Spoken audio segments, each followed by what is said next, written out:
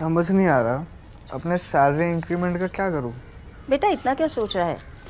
अपने mutual funds के SIP का टॉप अप करा ले। This is the right time. क्या? समझ में नहीं आया। बेटा इतना क्या सोच रहा है? अपने म्यूचुअल फंड्स का एसआईपी टॉपअप करा ले। This is the right time. अब समझा।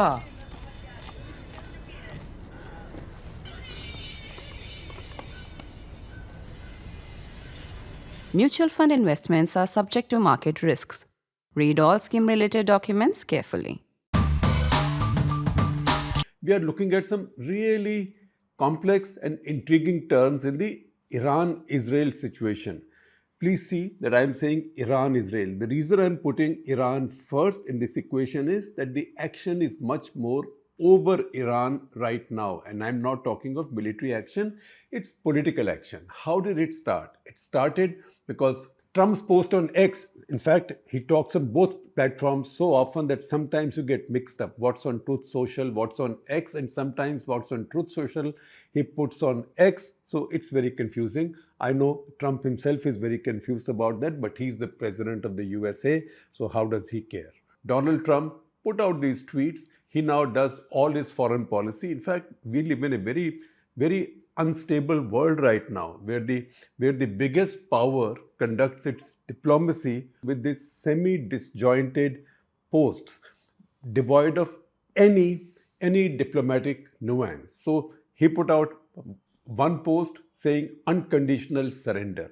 Another one in which he actually hinted at assassinating, the possibility of the assassination of Khamenei. Please see this post on your screen, I will not read it, saying that we know where he is, right, where he's located, but we will not take him out now. And then to make sure that you don't get confused by the meaning of taking him out, I think I read it someplace, not my smart line, someone else's, that he wanted to make sure that nobody will confuse this to mean that he's taking out Khamenei on a dinner date. He says, kill, right? And then he says, at least not for now. So that is hinting at an assassination, at assassinating the head of a large state, and also the head of a very large religious group, because Khamenei is not just the supreme leader of Iran, he is also seen as the spiritual leader by Muslims by and large, but by Shias in particular. And Shia is not a small community.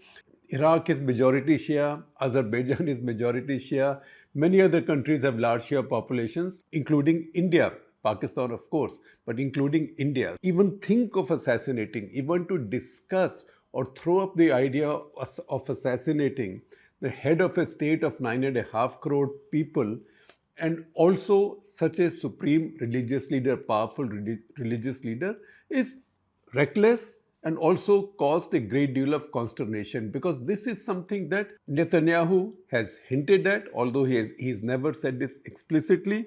His defense minister, Israel Katz, has also not said this explicitly, that assassination of Khamenei is a possibility. He's only said that he's only predicted that Khamenei will meet the same fate as Saddam Hussein. So while this is going on, Iran has responded. Khamenei has responded with a recorded video message, short recorded video message, in which he said that there is no question of surrender, that Iranian nation shall never surrender, that if Americans get involved in this, this will be the worst thing that can happen to them. He's also said that this will end up destroying Israel, and he's been very, very defiant. After that, two things have happened. One, Donald Trump, in one of his morning walkabouts, has spoken, and he's attacked Iran again, and he's been asked to explain what he means by unconditional surrender. And he has nuanced it now. So he says, it means I've had it. That means, mera ladai khatam ho gayi, I can't fight anymore. I've had it. Because he's also said that Iran is defenseless now. And he says it's like saying, I've had it. He's not said that the Iranian government has to surrender or has to fulfill these conditions. No, he says they just have to say, I have had it. He said for 40 years, they've been saying death to America, death to Israel, death to anybody they don't like. That, he says, is the behavior of a schoolyard bully. and that can't be accepted, and that is not going to continue. So he's left it at that. However, he's been saying over the past 2 or 3 days that now we will not believe any guarantees or any agreement. Now, if they give up their nukes, it means we should be able to examine those, we should have our people there, and if we find anything that is objectionable, we should be able to blow it up and destroy it. So he wants to use the formula which the non-proliferation lobby used to employ in the mid-90s. That was around time they were trying to stop India from building nuclear weapons. And that formula then was cap, roll, eliminate. So cap, roll, eliminate, all of that Trump wants to do in one go. That's the message from him. That is where we stand right now. However, let's listen to what Benjamin Netanyahu has been saying. He told Fox News, and I quote, "It could certainly be the result because Iran is very weak. The decision to act, to rise up, is at this time the decision of the Iranian people." So he's been talking, even in his recorded messages, he's been appealing to Iranian people to rise in revolt against the Ayatollah. On ABC News, he's asked a specific question on killing Khamenei. And his answer is important. He doesn't say that he's going to kill Khamenei, but he says it might bring an end to the conflict. So these two questions arise. One, a forced regime change in Iran, and second, assassination of Khamenei, probably leading to a regime change, or that might be the expectations. We are looking at the prospects of both and what either of these might lead to, because both of these seem to be extreme measures. First of all, listen to the voice of skepticism, a Western ally, Emmanuel Macron of France. What does he say? And I quote, "We don't want Iran to get its nuclear weapon, but the biggest error would be to use military strikes to change the regime because it would then be chaos, and our responsibility is to return to discussions as quickly as possible to be able to set a course again on the nuclear and ballistic question." Then he goes on to say, "Does anyone think what happened in Iraq in 2003 was a good idea? Does anyone think what was done in Libya in the next decade, that's a decade after Iraq, was a good idea? No. I'm also thinking of our friends in the region, in Iraq, in Lebanon, and elsewhere. I know they all need to counter what threatens their security, but they need anything but chaos." That is a sensible voice. Now, two things. Assassinating somebody, given how many people have been assassinated in Iran already, key people, generals, their successor, intelligence people, scientists, assassinating in Iran right now, particularly for the Israelis, is not that difficult because they have their intelligence people all over. However, will only that make a difference? Because Iranians also, you can be quite sure, have a succession plan for Khamenei. If he goes, someone else will take over, and chances are that someone else will probably be more radical. It will be a more radicalized population. It will also be a more angry population, because many people who don't like Khamenei, or many people who don't like the Islamic revolutionary government and its restrictions, they will also be tied together now. They will also find a bond in the new nationalistic fervor, which is bound to rise. Iran is not a country that was artificially put together after the decline of after the end of the Ottoman Empire, which is the case with many other countries in the Middle East. When the Anglo-French power got together, drew up straight lines on the map and said, you are Saudi Arabia, you are Jordan, Syria is like this, etc., Lebanon is like this, etc., etc., Palestine is like this. There were no mandates on Iran. Unlike the Palestinian mandate or Lebanese mandate, there were no mandates on Iran. Iran is an ancient civilization going back almost 4,000 years BC, and a very strong country with a very strong nationalism, also very cohesive. So it's not as if just assassinating a leader will make the country fall apart and someone from outside could come in and take over the country and will be welcomed. What you could then see is a broken country, a failed state that holds the third largest oil reserves in the world, besides much else. So that will be a very bad idea. It will also make Muslims angry all over the world. Not just the Shias in particular will be outraged if such a thing happened, but the Muslim populations across the world will be angry, and that will lead to disturbances in many parts of the world, especially in the Middle East. Remember, as I keep telling you, Iraq is a majority Shia country as well. That's the reason you now find the European allies in the Western alliance, not that Trump treats them with much respect, they've all been leaning now on the Americans and the Israelis to convince them that even the talk of assassination is a very bad idea, because ultimately you need somebody to negotiate with. That said, if you want a regime change, okay, you will not assassinate Khamenei, but you still want a regime change. There are limitations to forcing a regime change by just the use of air power. So I read an article in Foreign Affairs magazine by scholar Robert Pape, who says that if we look at the history of mass bombing missions since the First World War, and these include mass bombings of cities, destruction of cities, no country has ever been able to, no power has ever been able to bring about a regime change only through air attacks. No matter how much air superiority do you have, no matter how overwhelming your bombing. What this needs is, he says, a hammer and anvil approach.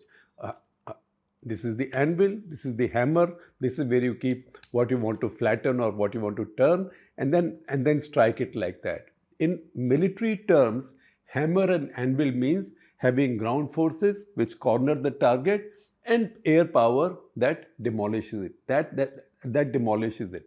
And airstrikes further cornered him. American intelligence told the rebels where he was, and that's how ground forces and airstrikes together finish the job. That is hammer and anvil. That is not going to be available in Iran. In fact, if the Iranians continue to be defiant and they keep on firing these missiles at Israel and time runs out, pressure rises on the Americans, chances are that Trump will do the usual trick.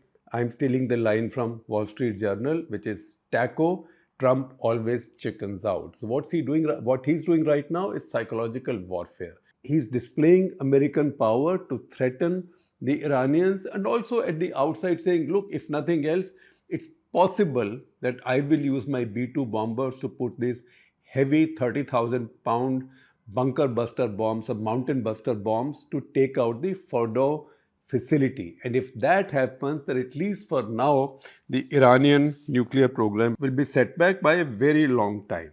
That's the method that NATO, mainly the Americans, used in Muammar Gaddafi. They had people on the ground, rebel forces on the ground who cornered him. Then air power came and finished the job. That is something that is not going to happen in Iran, because the Israelis are not going to put boots on the ground. They can't even reach there to put boots on the ground, except their secret agents.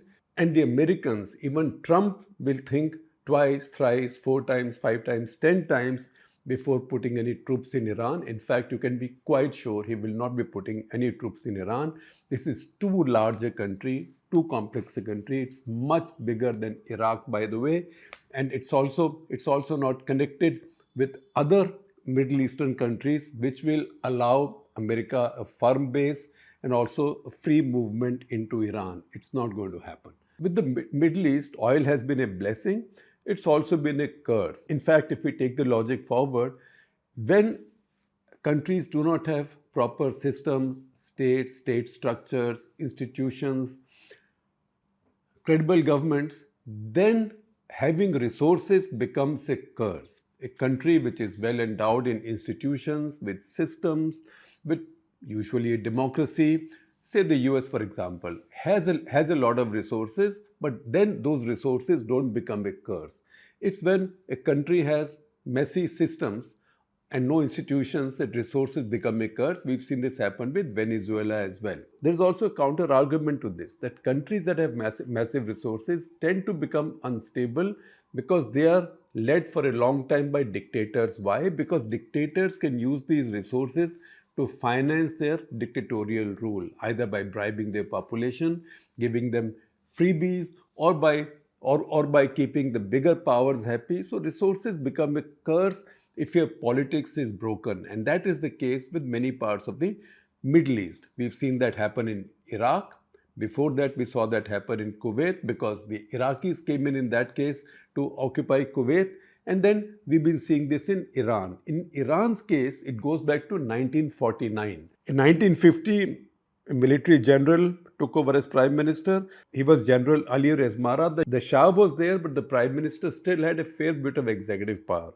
This is when Iran got caught in the Cold War. The Soviet Union on one side and the American British power on the other. They wanted control over the Iranian oil. British companies were producing oil in Iran. Now Ali Rezmara said he was going to nationalize the oil business. That is what led to a long period of intrigue where the British intelligence and the American intelligence, CIA, got together. All these documents have been declassified over time, so we know exactly what happened. As part of these intrigues, in March 1951, Ali Rezmara was assassinated. He was then succeeded by Mohammad Mossadegh, who was also a leftist or left of center. This is also the time that in Iran, the Communist Party, the Tudeh party, was becoming very strong. So he nationalized the oil business again, and the British were angry. That led to a further period of intrigue, at the end of which, in 1953, Mossadegh was overthrown. He was overthrown and stayed in house arrest for a long time. In fact, until he died. In fact, it was on July 1, 1953, that the British Prime Minister okayed the plan to overthrow Mossadegh. On July 11, Eisenhower put his stamp of approval. It was an American-British operation. In fact, then the American and British power tried to establish Muhammad Raza Pahlavi, the Sha of Iran, in power as a credible leader by himself, because the Iranian society still had a political/democratic impulse. So he also appointed a bunch of prime ministers in his series, but in the course of time, all of them fell. The Shah became a dictator, a very rich dictator, because Iran by this time had become a very rich country. Iran already had very high levels of education and a very talented population. And Shah was valuing in that power. He was valuing in that power. He was helping Pakistan in our neighborhood, for example. He was also setting up joint ventures in India. So if you see the name of a company called Kudremukh Iron Ore Company, it was a joint venture that Shah of Iran set up in partnership with Mrs. Gandhi in India. Mrs. Gandhi also went along with it because she thought that it was one way for her to have the Iranians develop a vested interest in India to balance Pakistan. So in early mid-70s, Kudremukh Iron Ore Company was set up as a joint venture in Karnataka. The idea was to take out not very good quality iron ore and refine some of it in India, but ship the rest of it to Iran as export, where the Iranian government will convert this into steel. That joint venture died very soon because we know that by late 70s, Shah of Iran had started facing protests. He was getting into trouble. By early 1979, in fact, January 1979, he was gone. He was gone. He had gone into exile.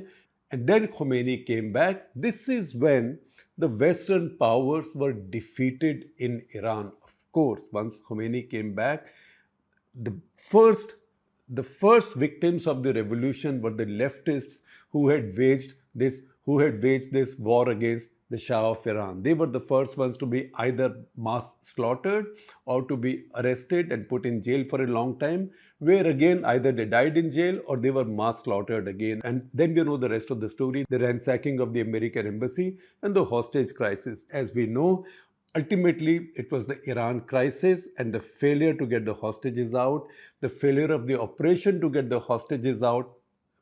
The US lost a helicopter because of a sandstorm. That led to Jimmy Carter not being able to win a second term. It completely destroyed Jimmy Carter.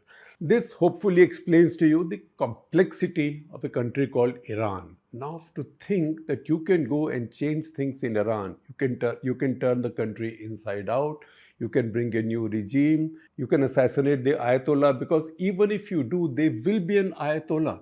That Ayatollah may or may not have political power today, may not be the supreme leader of Iran if you have your way, but there will still be an Ayatollah. There will still be the mosques and seminaries in Qom, because it is a big holy place for Shia Muslims. So all of that will not change. You are not able to change that.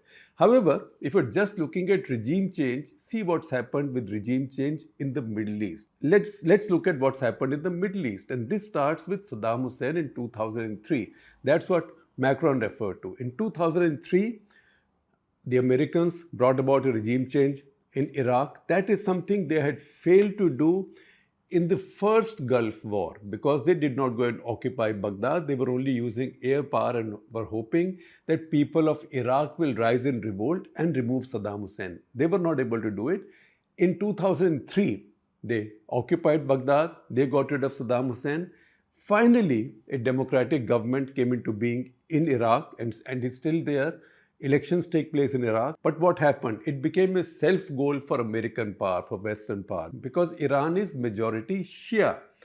Saddam Hussein was Sunni. His ruling elite was Sunni, the Tikriti Mafia as it was called, people from Mosul who formed his Praetorian Guard in a way. They were all Sunni. So this was the Sunni minority controlling a country which was majority Shia and which had launched a war on Iran. In a way, Saddam Hussein in Iraq was controlling the Shia power in the entire region, controlling it in his own country, but containing it in Iran as well. He was balancing Iran, but the Americans got rid of him because at that point everybody wanted regime change. And what happens when you have democracy? When you have democracy, majority wins. And Shias were the majority. And what happened to the Sunnis? The Sunnis, the generals in Saddam's army, many soldiers, many of the commanders in elite regiments, they are the ones who joined ISIS. And that's how they took control of Mosul. That's a story that all of us have heard about, we've read about, we watched documentaries on what happened. Also, this was around time that Al-Qaeda was dying. Osama bin Laden was declining. And what happened? It was Osama bin Laden's Al-Qaeda people who found refuge in Iraq, also in Iran, and there ultimately Al-Qaeda morphed into ISIS. In fact, Abu Bakr al-Baghdadi was based in Baghdad and grew out of there. This is a very good example, or maybe a very stark example, of how unintended consequences can follow you if you try to do radical things in regions you either don't understand very well or which are not ready for change like that. And Iraq stays in that situation right now. It still has an elected Shia majority government. Look at some of the others. Iraq was still fortunate. The country stayed together. But see Syria, Egypt, Libya. These were countries that were broken up during the Arab Spring. And that is when the democratic establishment in America was very excited. It was Obama's establishment. They were very excited. They were supporting these Arab Spring powers. Syria had a civil war for more than a decade. It led to so many people dying. Libya still remains divided into two.